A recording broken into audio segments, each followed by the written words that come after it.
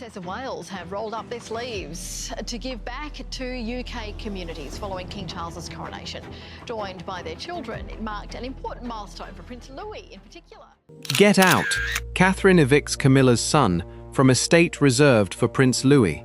Okay, stay with this for a moment, because that headline points to a confrontation that, according to the dramatic account surrounding this story, was far more serious than a family disagreement. Catherine had allegedly discovered that Camilla's son had been given access to an estate palace planners had reportedly reserved for Prince Louis, and she was not prepared to let the arrangement continue. The issue was not simply who was sleeping under one roof, it was who had the authority to decide what would happen to a property connected to Louis's future. Now watch this. The moment Catherine was allegedly shown the occupancy arrangements, the atmosphere changed. Advisors had reportedly noticed discrepancies between the original plans for the estate and the newer instructions allowing Camilla's son access. Camilla's representatives allegedly insisted the arrangement was temporary and properly approved. Catherine, according to the account, saw something very different. She believed an arrangement concerning her son's future had been altered without the consultation she expected. And that is what makes this case different. The reported confrontation was not built around a simple argument between two members of the royal family. It centered on documents, authority, inheritance expectations, and a question that could not be brushed aside with a polite conversation. If the account is accurate, Catherine was facing a decision that had already been made around her, involving a property allegedly intended for Louis, while the person benefiting from that decision was Camilla's son. Hi viewers, if you believe Catherine should protect what was reportedly reserved for Prince Louis, would you have told her to stand her ground? Leave a simple yes or no in the comments, because that one answer says exactly where you stand on this dispute. And if you believe a child's future should not be pushed aside by palace pressure, then like this video, share it, and subscribe. Staying silent costs nothing, but taking a stand starts with being willing to say where you stand. The alleged order did not come from nowhere. By the time Catherine confronted the situation, the dispute had already moved beyond whispers about where someone might stay. Palace officials were reportedly being drawn into the matter. Property records were being examined. Correspondence was being reviewed. Questions were being raised about who had approved the change and whether the original plans for Louis had been properly respected. Then came the detail that reportedly made Catherine's advisors stop and look twice. This, of course, came as a huge shock, and William and I have been doing everything we can to process and manage this privately for the sake of our young family. The estate had allegedly been identified in palace planning as a future private space connected to Prince Louis. That did not necessarily mean the property legally belonged to him, and it is important not to confuse a planning designation with ownership. But within the story, that distinction became crucial. A future residence had allegedly been discussed and protected in planning documents, yet another royal family member had somehow been granted access. The response from Camilla's side, according to the account, was that nothing permanent had happened. The arrangement was described as temporary. There was reportedly no intention to take the estate away from Louis. The property remained under royal control, and the permission given to Camilla's son was allegedly presented as an administrative decision rather than an attempt to alter Louis's future. But Catherine's advisors were reportedly not satisfied. They began tracing the paper trail. One document led to another. A correspondence file raised another question. An occupancy record appeared to conflict with an earlier plan. The deeper they went, the less this looked like a harmless temporary arrangement. Someone had apparently decided that Camilla's son could occupy part of a property that had previously been associated with Louis's future use, and Catherine was now being asked to accept the consequences of a decision she allegedly had never approved. That was the moment the dispute changed character.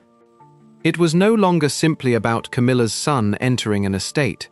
It was about whether an existing royal plan could be quietly changed once someone else had already been given access. I think more shock and dauntingness was more of the feeling I felt. But it was, the thing is, it's, I think I was on such a high anyway, and so was Catherine, about George, that really we were happy to show him off to whoever wanted to see him. As any new parent knows, you're only too happy to show off your new child. And, For Catherine, the stakes were personal because the name attached to the original plan was her youngest son's. She reportedly wanted one question answered before anything else happened: who authorized it? That question hung over the estate as advisors gathered the records and prepared to confront the people responsible. Nobody could yet say whether the change had been an innocent administrative mistake, a temporary family accommodation, or something more deliberate. But the documents were beginning to tell a story that words could not easily erase. The significance of that file was not its appearance, but its timing. According to the account, the newer occupancy instructions had emerged after the estate had already been discussed in connection with Lewis's future. That meant the central issue was no longer whether Camilla's son had permission to be there. The harder question was whether that permission had been granted after an earlier arrangement had already been put in place. Catherine's reported reaction was measured rather than theatrical. She did not need to raise her voice to make the room understand that the matter had crossed a line. Her advisors were already assembling the evidence, and the people defending the arrangement were being forced to explain why the records did not appear to match. For several tense minutes, nobody had the answer Catherine wanted. Then one page was placed in front of her. It contained the authorization that could reveal who had opened the door in the first place. And the name written clearly there was unexpected. The page in Catherine's hands reportedly carried a name that immediately changed the direction of the dispute. It was not simply an employee, an estate manager, or an ordinary household official. According to the account, the authorization had passed through a channel close enough to the royal household to raise a far more serious question. Who had decided that Camilla's son could be given access to a property already identified for Louis? Those questions sent advisors back through the correspondence. The first records reportedly showed that the estate had not been opened to Camilla's son as part of a sudden emergency. There had been planning around his presence. Arrangements had been discussed. Access had been considered.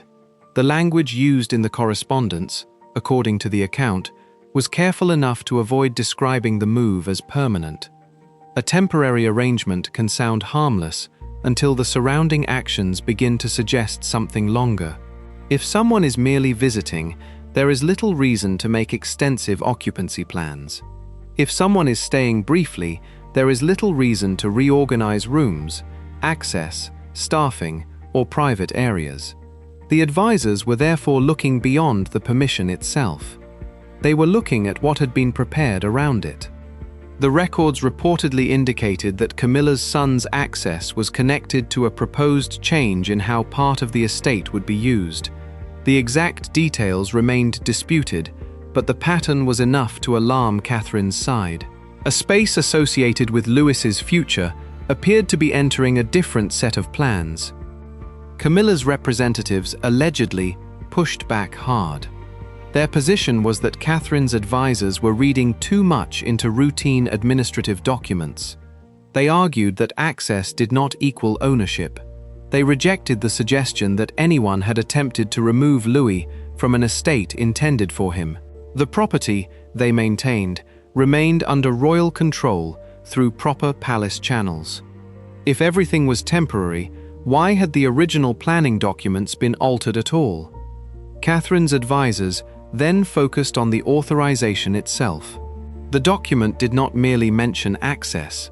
It reportedly contained language that allowed a particular area of the estate to be used by Camilla's son under conditions that were not reflected in the earlier plan. The dispute was no longer about whether he had walked through the gates. It was about whether someone had created a new arrangement around him after a different arrangement had already existed for Louis. A separate piece of correspondence reportedly suggested that the change had been discussed before Catherine's advisors were made aware of it.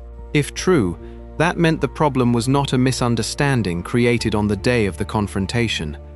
Living in a world where people care for one another, and the importance of feeling connected to the people around us.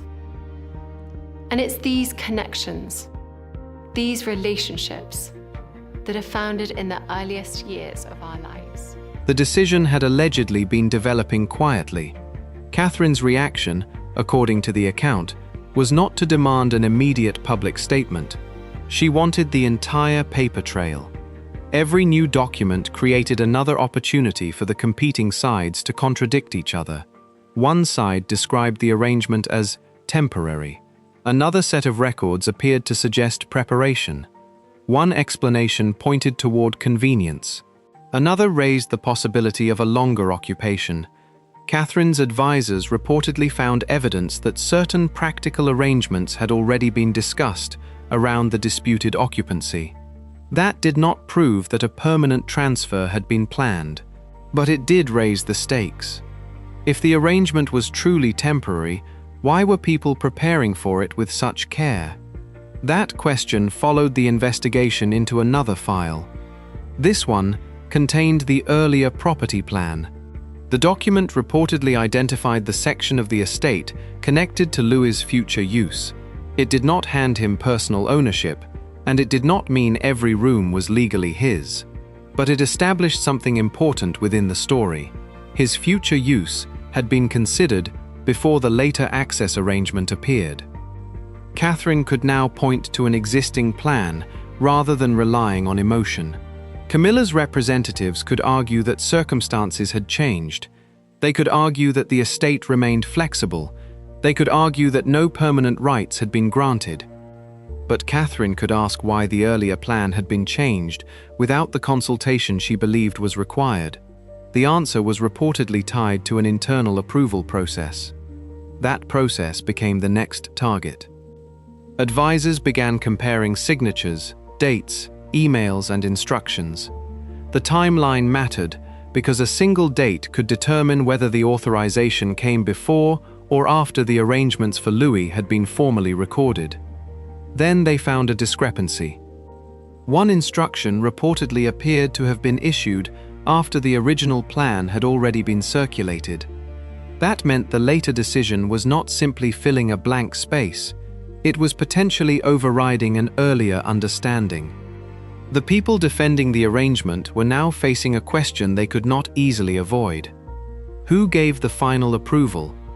Catherine reportedly demanded that the answer be established before any further access was permitted. She did not want another verbal assurance.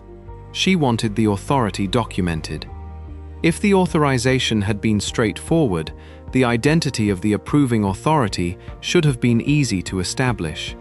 Instead, the records reportedly produced conflicting indications about who had made the decision and under whose authority it had been carried out.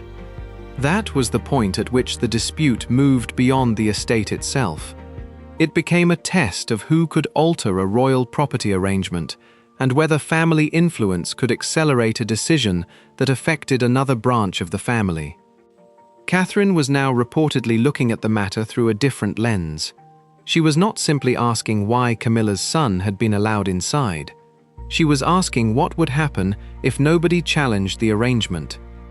Because once someone occupies a property, establishes routines, receives staff support, and begins treating a space as their own, reversing that position can become much harder. That possibility reportedly made Catherine even more determined.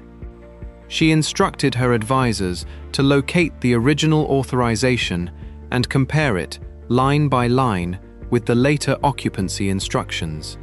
What they found allegedly exposed the most troubling part of the entire arrangement. The permission granted to Camilla's son appeared to contain language that could be interpreted more broadly than the initial explanation suggested. And if that interpretation was correct, Catherine was no longer dealing with a short visit. She was confronting a decision that could have allowed the arrangement to grow quietly over time. The next document would determine whether that fear had any foundation. And if viewers think the first discovery was shocking, They need to stay for what happened when Catherine's advisors finally uncovered the full paper trail, because the next part made the fight over Prince Louis's estate far more serious.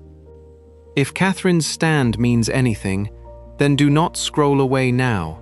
Stay with this story, because the next revelation is where the entire dispute reportedly took a much darker turn. The final page reportedly contained the detail Catherine had been waiting for. The authorization was not as simple as a temporary permission slip.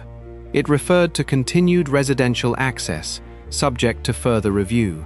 That wording mattered because it suggested that the arrangement could remain in place unless someone actively stopped it. Catherine's advisors reportedly read the passage twice.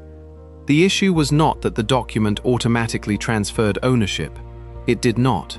Nor did it establish that Camilla's son had acquired a permanent legal right to the estate. The concern was narrower and, within the account, more immediate. The wording could allow an initial temporary arrangement to continue long enough for a new reality to become established. That possibility changed the mood around the investigation.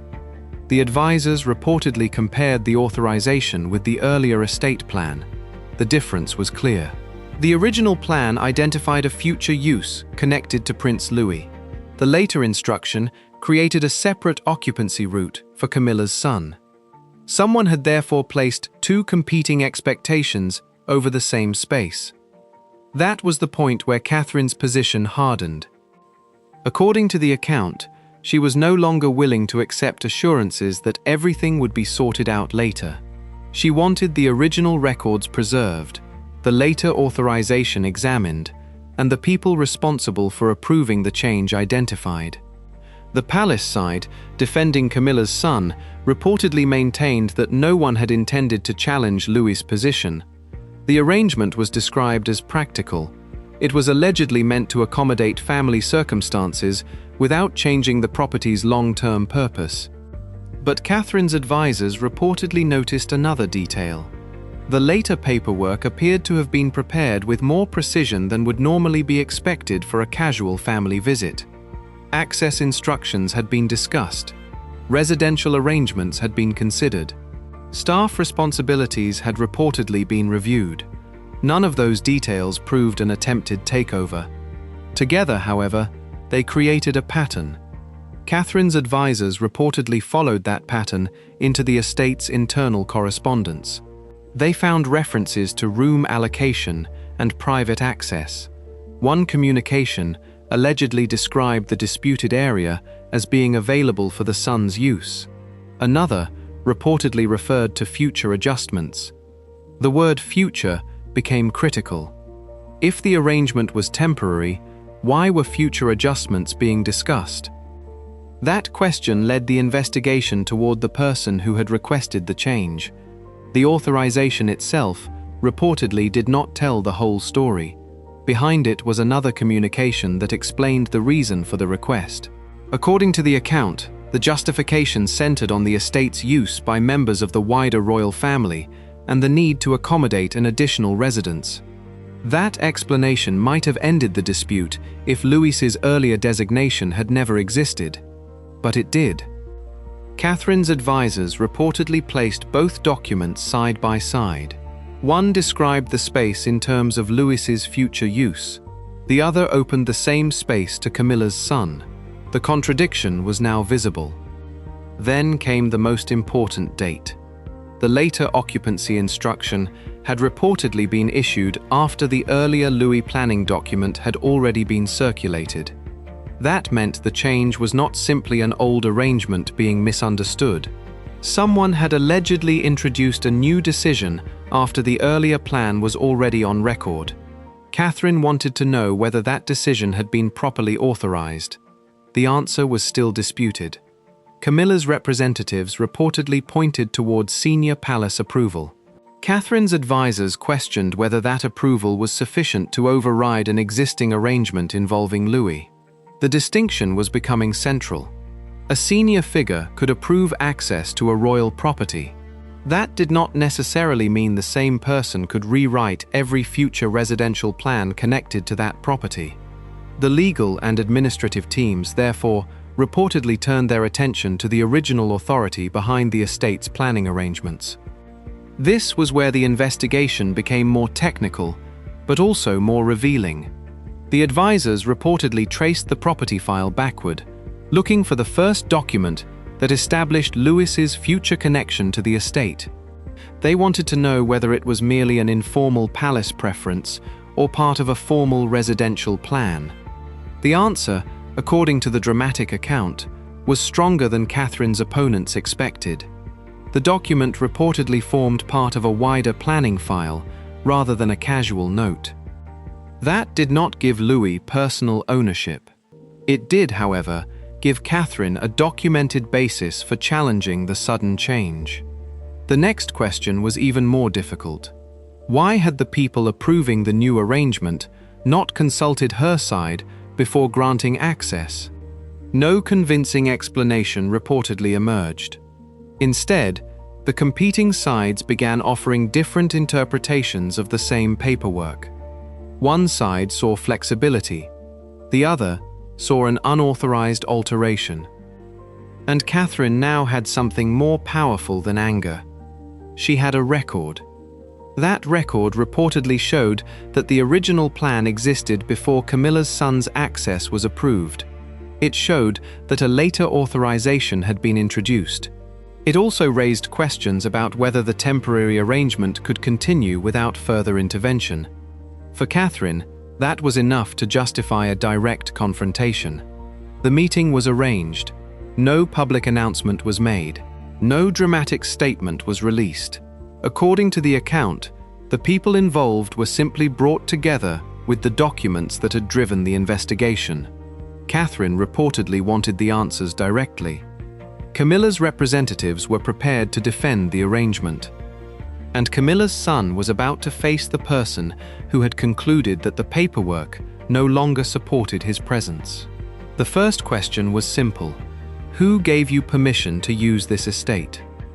The answer would determine whether Catherine was confronting a misunderstanding or something much more deliberate. Then another document was placed on the table. It contained the instruction that allegedly started the entire chain of events. And for the first time, Catherine could see exactly how the disputed access had been created. The room reportedly fell silent, because the next step was no longer an investigation. It was a confrontation. The tension reportedly rose when advisors asked whether the authorization could be withdrawn immediately. The response was cautious. Removing access without resolving the underlying approval could create another dispute. That was precisely why Catherine wanted the chain of authority established first. She reportedly insisted that every person involved be identified and every instruction accounted for. If the decision had been proper, the records should have demonstrated it. If it had not been proper, the same records would expose the weakness. The people defending the arrangement allegedly argued that the matter had been exaggerated. They pointed out that Camilla's son had not claimed ownership and that no formal transfer had been completed. Catherine's advisors did not need to prove a transfer had occurred. Their argument was that the original arrangement had already been altered without adequate consultation. That distinction gave the confrontation its force.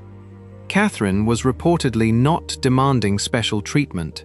She was demanding that an existing plan be respected unless there was a legitimate reason to change it. The deeper concern was what might happen next. If the new arrangement continued for months, temporary access could begin to look like established residence. Staff would adapt. Rooms would be assigned. Routines would develop. Expectations would harden. Once expectations hardened, reversing them would become far more complicated. That was why Catherine reportedly chose not to wait. The documents were gathered. Advisors were called. The disputed authorization was placed beside the original plan. The confrontation was no longer avoidable. The person who allegedly approved the change had one chance to explain why Lewis's future use had been displaced. Catherine was ready to hear the answer. She was ready to reject it if the documents contradicted the explanation. The confrontation reportedly began without raised voices. Catherine entered the room, took her place opposite Camilla's son, and waited until the documents were arranged between them. The people present understood that this was no longer an informal discussion. The disputed authorization was on the table. So was the earlier plan connected to Louis. Catherine's first question was direct. Who authorized your access to this estate? According to the account, the answer pointed toward a palace channel that had allegedly treated the arrangement as an approved temporary measure. Catherine did not immediately challenge the explanation. Instead, she asked for the written authorization. The document was produced. She reportedly studied it carefully before asking a second question. Where is the consultation concerning Prince Louis? That question created an uncomfortable pause. The authorization described access for Camilla's son, but the earlier planning document had already identified the disputed part of the estate for Louis's future use.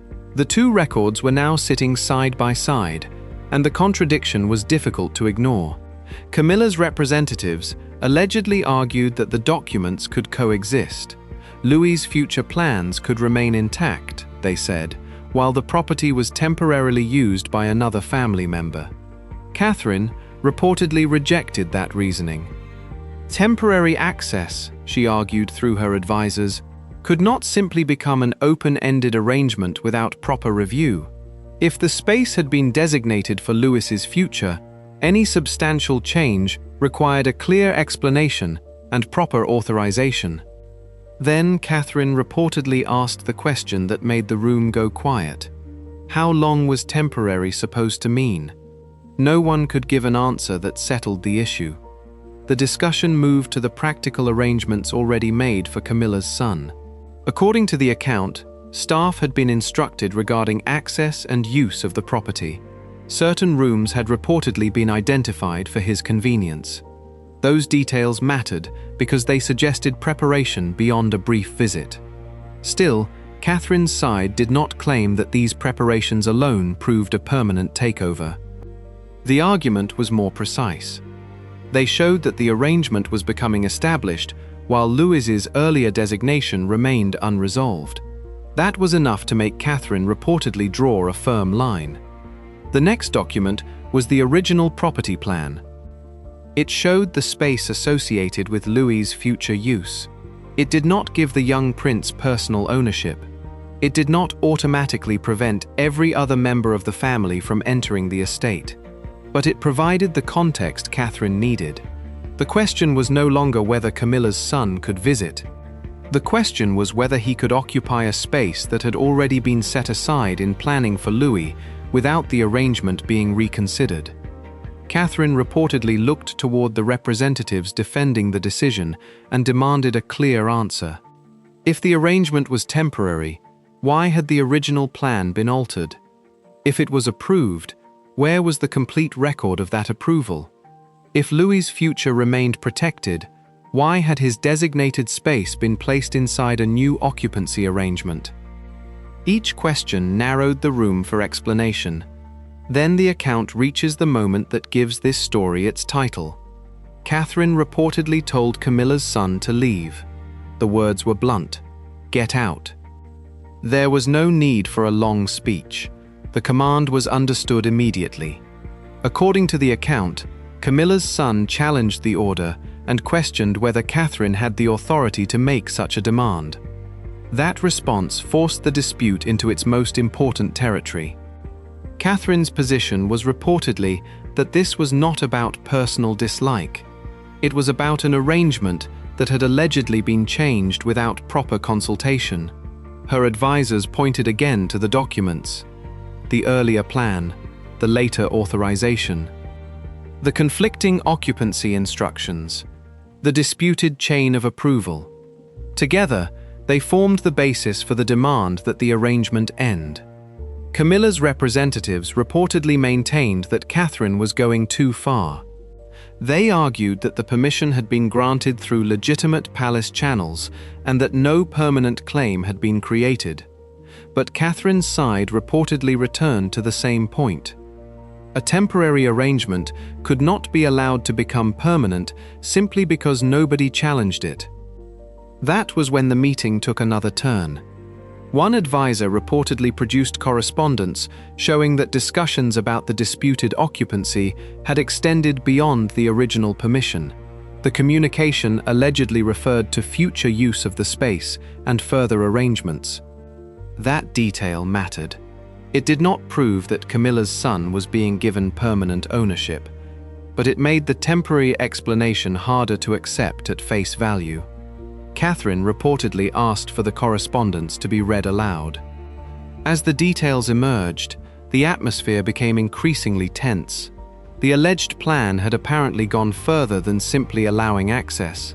There had been discussion about how the estate would function around the new occupant, and that raised the possibility Catherine had feared from the beginning. If nobody stopped the arrangement, the original plan for Louis could gradually become irrelevant in practice. The confrontation therefore shifted from a request to leave into a demand for immediate reversal. According to the account, estate officials were instructed to review the disputed access. Any arrangements made specifically for Camilla's son were to be suspended pending the final property review. That did not settle the matter. It created another question. What would happen to the records that had allowed the arrangement to begin? Catherine reportedly wanted every relevant document preserved. She did not want the dispute reduced to conflicting memories or private assurances. The written record, in her view, was what would determine what happened next. The representatives on the other side reportedly continued to insist that the arrangement had been misunderstood. But by then, the central issue had become impossible to hide. Someone had allegedly changed the practical use of an estate that had already been connected to Louis's future, and Catherine had now ordered that change stopped. The room reportedly remained tense after her command. Camilla's son was faced with a decision that had seemed unthinkable only hours earlier. He could challenge the order and prolong the dispute, or he could leave while the property records were reviewed. Then came the detail that reportedly made Catherine realize the eviction was only the beginning. A further file had been located. It allegedly contained correspondence concerning what would happen if Camilla's son's occupancy continued. The contents were not merely about the present visit. They reportedly pointed toward future arrangements. And if that document said what Catherine's advisors believed it said, then the dispute had been far more calculated than anyone had first understood. The significance of that final file was not immediately obvious. It reportedly contained language that seemed routine at first, but the wording changed when compared with the earlier planning documents. References to future use appeared beside instructions concerning access and residential arrangements. None of this, by itself, established a permanent transfer. Yet the combination raised a serious administrative concern. Catherine's advisors reportedly understood the danger. Once a family member had been allowed to establish a pattern of residence, later objections could be portrayed as disruptive or unnecessary. The longer the arrangement continued, the more difficult it could become to restore the earlier plan without another confrontation. That was precisely what Catherine appeared determined to prevent. She reportedly instructed the advisors to secure the relevant correspondence before any further changes were made. The property file was no longer treated as a routine household matter. It had become the central evidence in a dispute over who had the right to shape Louis's future use of the estate.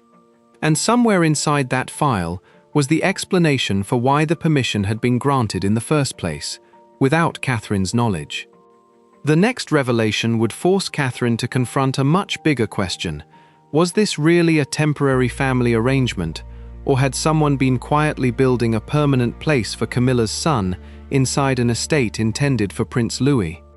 If viewers believe Catherine was right to draw the line, stay with this story, because the next part reportedly reveals what was waiting inside that final file, and it makes the entire temporary explanation much harder to defend. The door had barely closed when the real question finally surfaced. What happens when an order meant to protect Prince Louis exposes a weakness inside the royal household itself? Catherine's decision to remove Camilla's son from the estate may have ended the immediate confrontation, but it did not settle the dispute. It opened a much larger battle over who gets to change plans, who gets consulted, and who is expected to accept a decision after it has already been made. According to the account, the final file did not provide a simple answer. Instead, it showed that several people had been working from different understandings of the property's future. One side treated the estate as flexible royal accommodation. Another treated the earlier planning decision for Louis as something that should remain protected unless formally changed. That difference mattered because it exposed the weakness at the center of the dispute. If a future royal residence can be reassigned through administrative instructions, then the person who controls those instructions can influence the family's next generation without ever announcing a formal transfer. Catherine's concern was therefore larger than the presence of one person at one estate. She was challenging the process that had allowed the change to happen.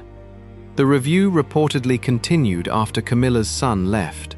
Advisors compared the original planning file with the newer correspondence and examined how the competing instructions had moved through palace channels.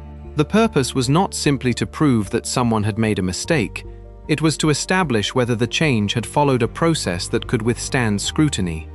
The earlier plan had not disappeared. There was no clear evidence that Louis's future connection to the estate had been formally cancelled. Instead, a later arrangement had been placed over it. That distinction strengthened Catherine's position because it meant the dispute could not simply be dismissed as an old plan that no longer mattered. According to the account, the estate was returned to its previous status while the competing instructions were reviewed. Access connected to the disputed occupancy was reportedly suspended. Staff were told not to treat the newer arrangement as established until the authority behind it had been clarified. That decision changed the balance. Camilla's side could still argue that no permanent claim had ever been intended. Catherine's side could point to the records and ask why a new occupancy arrangement had been created around a property already linked to Louis's future. The immediate question had been answered. Camilla's son was no longer occupying the disputed estate. According to the account, palace officials began examining whether the authorization process had been followed correctly. The review reportedly focused on communication between household offices, property administrators, and the people responsible for residential planning. The objective was to determine where the original understanding had been lost. That investigation mattered because the dispute had revealed a problem that could affect more than one estate. Royal residences are not ordinary family homes. Their use involves schedules, security, staffing, maintenance, historical obligations, and long-term planning. A change that appears simple on paper can create consequences across several departments. That is why Catherine's reported refusal to accept the arrangement became significant. Instead of allowing the temporary explanation to end the conversation, she reportedly demanded that the records be reconciled. Instead of relying on private assurances, she wanted the property's future use established clearly. The dispute reportedly showed that a palace decision can create tension even when everyone involved insists that no permanent change was intended. According to the account, advisors considered tightening the approval process for future changes involving properties associated with younger members of the royal family. Any significant alteration would require clearer documentation. Relevant household offices would need to know when an earlier plan was being replaced rather than merely adjusted. It would limit the possibility of informal arrangements becoming established through repeated extensions. It would also make it harder for one household office to assume that another office would simply accept a change after it had already been implemented. For Catherine, the immediate victory was not about humiliating Camilla's son. It was about restoring the position she believed had existed before the disputed authorization appeared. For Camilla, the dispute created a different problem. Even if her representatives continued to insist that the arrangement had been temporary, the controversy had now exposed the risks of making decisions around another branch of the family without clear consultation. And for the king, the matter reportedly created an uncomfortable responsibility. The palace could not indefinitely allow competing interpretations of the same property plan. Someone would have to determine which process applied, which instructions remained valid, and how future disagreements would be prevented. If the palace strengthened the rules, Catherine's challenge would effectively become a precedent for greater consultation. If it did not, the same uncertainty could return whenever another family member received access to a property already associated with someone else's future plans. That is why the story did not end when the door closed behind Camilla's son. The estate became a test of whether royal planning documents meant what they appeared to mean. The confrontation became a test of whether a temporary arrangement could quietly become permanent. And Catherine's response became a test of whether the person responsible for a younger royal's future could challenge a decision made elsewhere. The real ending was hidden in what happened afterward.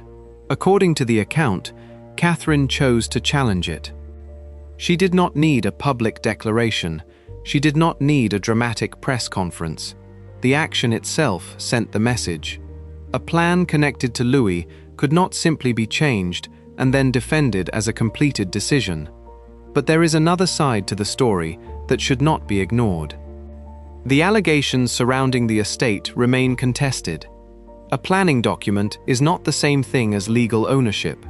A temporary occupancy authorization is not automatically a permanent transfer. And a disagreement between royal households does not, by itself, prove that anyone intended to take something away from Prince Louis.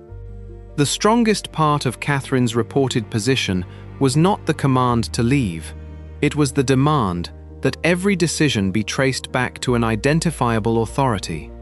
When powerful people disagree, the easiest way to settle the matter is often through private assurances. But assurances disappear when personnel change, memories conflict, or competing interests emerge.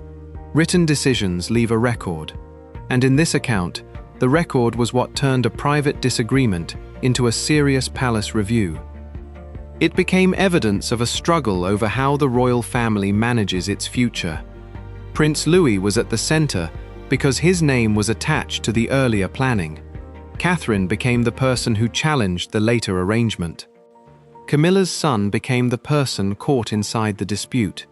And the palace became the institution forced to explain how two different expectations could exist around the same property. It ended with a much harder question about who had the authority to decide who belongs there in the first place. Because if the reported review uncovers another authorization, another undisclosed correspondence file, or another property arrangement built around a younger royal's future, this estate dispute could become only the first chapter of a much bigger royal power struggle. Catherine did not merely object to a guest. She challenged a decision. She demanded the paperwork. She questioned the authority. And when the arrangement reportedly crossed the line she believed had been set around Louis's future, she ordered the occupant out. Whether every allegation survives scrutiny is a separate question. But the controversy has exposed something the palace cannot easily ignore. Royal authority becomes complicated when family relationships, property planning, and future inheritance expectations collide. But the question raised by this confrontation will remain. Who gets to decide what is reserved for the next generation?